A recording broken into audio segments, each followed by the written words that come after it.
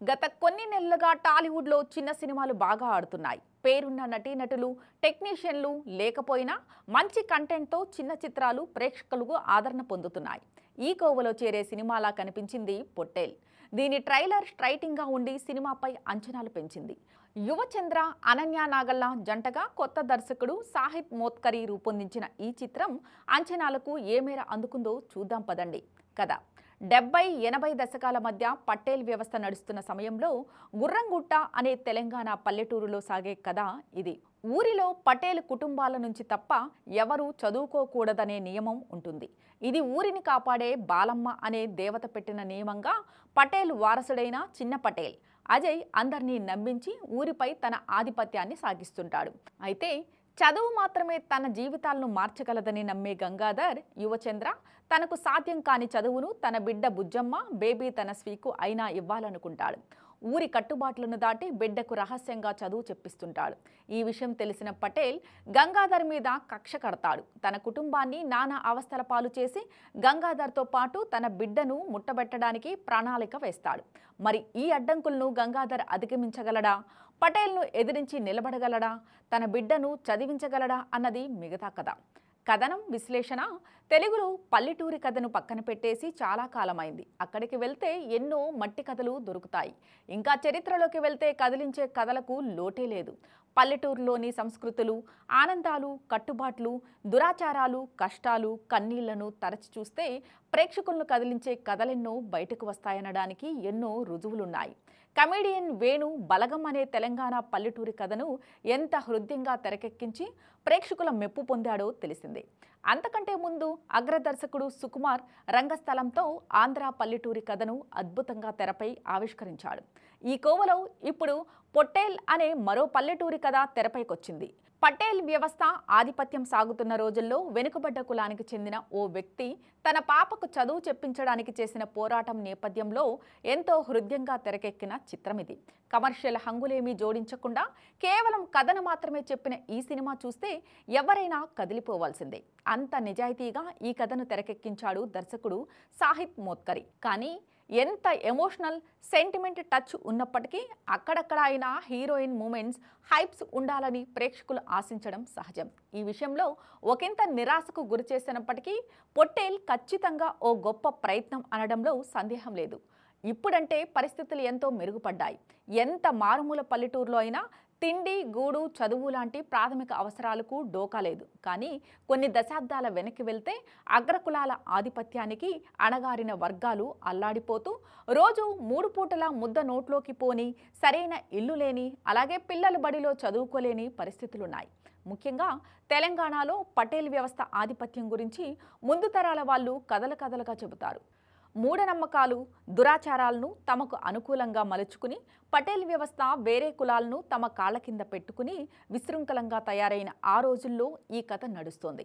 అప్పటి వాతావరణాన్ని కళ్లకు కట్టినట్టు చూపిస్తూ అప్పటి ఓ పల్లెటూరులో మనం తిరుగుతూ అక్కడి మనుషుల్ని చూస్తున్న భావన కలిగేలా సజీవమైన పాత్రలు, పరిస్థితుల మధ్య ఓ కథను నేరేట్ చేశాడు దర్శకుడు సాహిత్ మోత్కరి. అతను ఎంచుకున్న కథాంశం చాలా ఉదాంతమైనది కావడం, అది అందరూ రిలేట్ చేసుకునే అంశం కావడంతో ప్రేక్షకులు దీనికి బాగా కనెక్ట్ అవుతారు.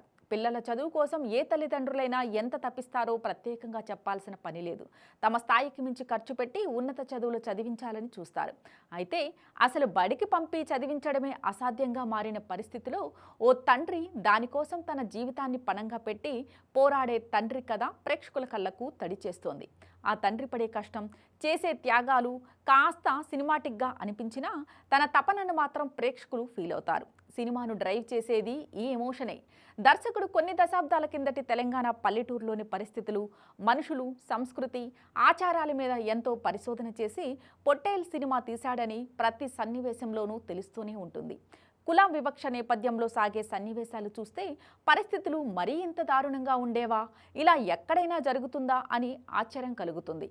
కానీ అప్పుడు అలాంటి పరిస్థితులు ఎందుకున్నాయో సరైన కారణాలు చూపించడంతో ప్రతి సన్నివేశంలో కన్విన్సింగ్గా అనిపిస్తుంది. పల్లెటూరులో దురాచారాల గురించి చాలా వివరంగా, ఆసక్తి రేకెత్తించేలా సన్నివేశాలను తీర్చిదిద్దాడు దర్శకుడు. చదువు లేక తమ్ముడిని, చదువు కావాలని పోరాడి తండ్రిని ఎలా కోల్పోయాడో చూపించి తన బిడ్డ కోసం తనను ప్రాణాలు తెగించి పోరాడడం వెనక ఎమోషనల్లో బలాన్ని పెంచాడు. ఇక అజయ్ చేసిన విలన్ పాత్రను అద్భుతంగా తీర్చిదిద్దడం, అందులో తన పెర్ఫార్మెన్స్ కూడా అదిరిపోవడంతో పొటేల్ ఆద్యాంతం మంచి ఇంటెన్సిటీతో సాగుతుంది. హీరో విలన్ మధ్య వైరాన్ని కూడా బాగా ఎస్టాబ్లిష్ చేయడంతో కథ రసవత్తరంగా నడుస్తోంది. హీరో కుటుంబ నేపథ్యం గురించి చెప్పడంతో మొదలయ్యే ఈ కథ తరువాత తన ప్రేమ కథతో మరింత ఆసక్తికరంగా మారుతుంది. ఇంటర్వెల్ సమయానికి కథ మంచి మలుపు తిరిగి ఇంటెన్సిటీ ఇంకా పెరుగుతుంది. పొటేల్ ద్వితీయార్థం మాత్రం ఒకంత నిరాశపరుస్తుంది. కథానాయకుడికి సరైన టార్గెట్ ఫిక్స్ చేయడంలో దర్శకుడు తడబడ్డాడనిపిస్తోంది. రాను రాను తన కష్టాలు పెరిగిపోవడం, కథ మరీ సీరియస్గా నడవడంతో ప్రేక్షకుడు ఉక్కిరిబిక్కిరి అయిపోతాడు.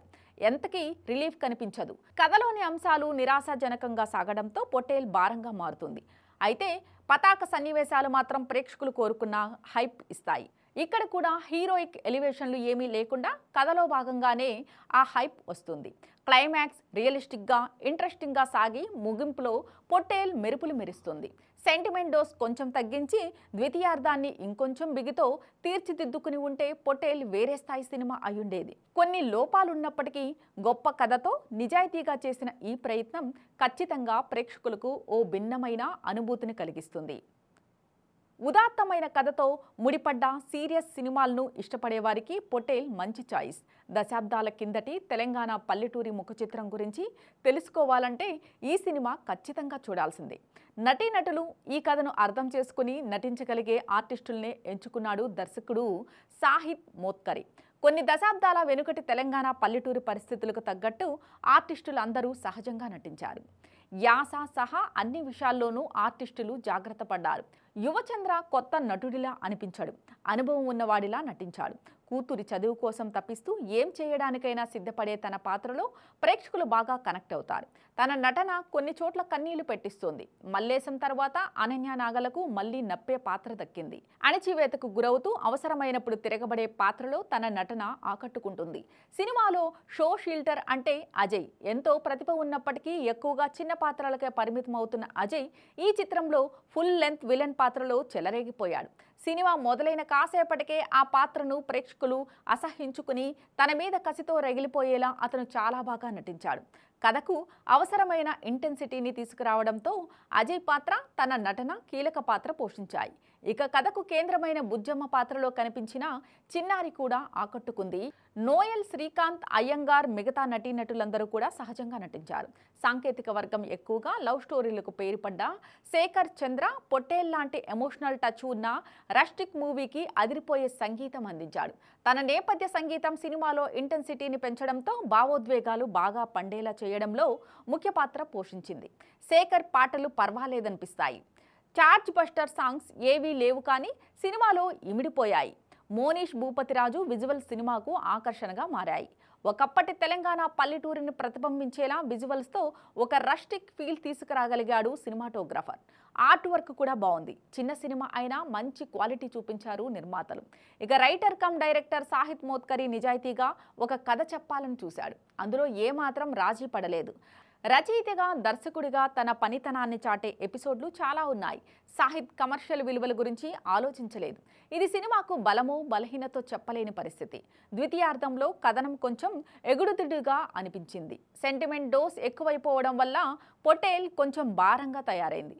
సినిమాలో కొన్ని హైప్స్ ఉండేలా చూసుకుని ఉంటే దీని రీచ్ పెరిగేది.